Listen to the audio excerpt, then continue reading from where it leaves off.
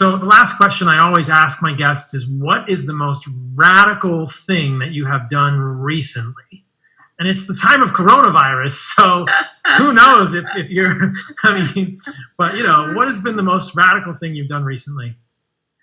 I went on Dr. Drew Pinsky. I don't know if you know who he is. Yeah, I do. And he's he's a great doctor. He's like a Hollywood darling doctor. He's talking about all kinds of subjects. He's got a TV show. He invited me on because I posted something about flattening the curve. The way we're doing it, I think is we're overlooking some opportunities to do it in a safer way. And I said some things about, we should be asking old folks if they even want to go to the hospital if they get sick. And I got called out as like, oh my God, she wants to kill people over, she's in for the death camps. And so like, I knew that might happen. But I still did it anyway, because I think, this is an opportunity to be more mature than we are in this country about death. And we are so afraid of it that we are afraid to even ask our elders if they are tired of fighting it. And a lot of them are. And, I've worked in nursing homes and I've been in intensive care units when we have these conversations about, do we want to revive? Do we want to put somebody on a ventilator? And in this country, now's a good time if you haven't had that conversation with your parents and grandparents, because they're probably afraid to bring it up, because a lot of times folks feel like they want to hang on for their family, right? They're like, well, if I say no, I don't want to be intubated, now's my time. It's kind of like I'm rejecting my family, right? Right. Like, I'm okay with dying. If you say that, it's kind of like you're rejecting your family, and not everybody can say it in the right way. Not everybody has the right emotions around this to say, look, you guys have made my life worth living.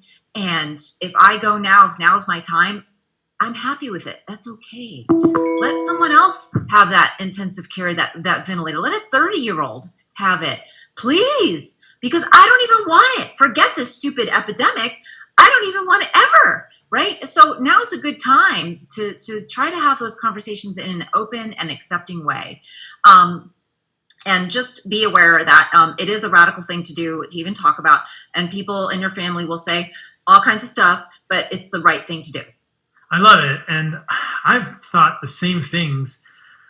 I have always been fascinated with death and found thinking of death to be very clarifying in my own life. I think through my own adventures, both spiritual and physical, I've been in situations that were dangerous and kind of had to think like, what if I fall off this mountain and die? And am I okay with that? And, hopefully, it's not my time to go now. But I think that facing our own death and not talking about something like death is a bad thing. Death should not be taboo.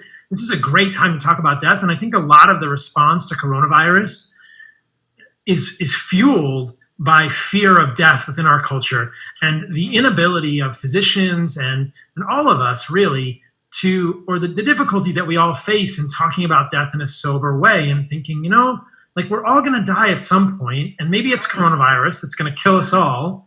And maybe that's okay, and maybe we don't fight it, and how does it all look? But I think I fear that we are acting in extreme ways as a society now out of fear of death, or politicizing, death in a certain way, and not accepting the fact that sometimes it happens.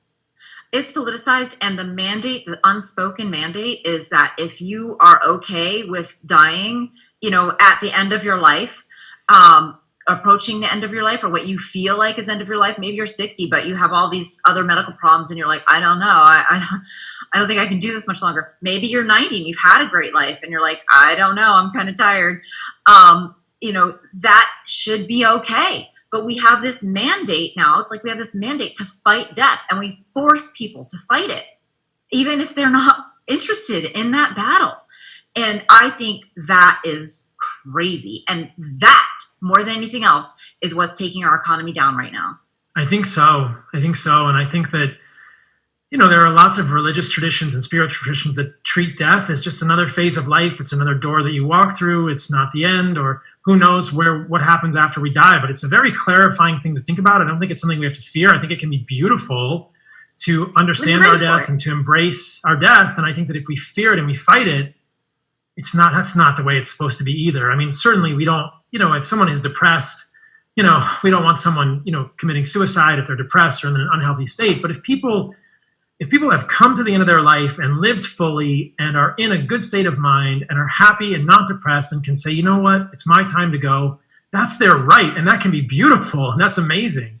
Yes. I mean, the whole family is kind of let off the hook in a way when that sort of thing happens, because they're like, great, we didn't want to bring it up. We didn't want to say this, but it seemed like you were tired, and the other person is like, well, I didn't bring it up. I want to bring it up. I didn't want to say it because it would make you guys feel like I don't want to be around you anymore. But if in this, it comes up in palliative care a lot, right? Or hospice situations where you have a third party bringing it up for the family, and it's a relief. And that's where that beautiful thing happens, when you find out everybody is on the same page.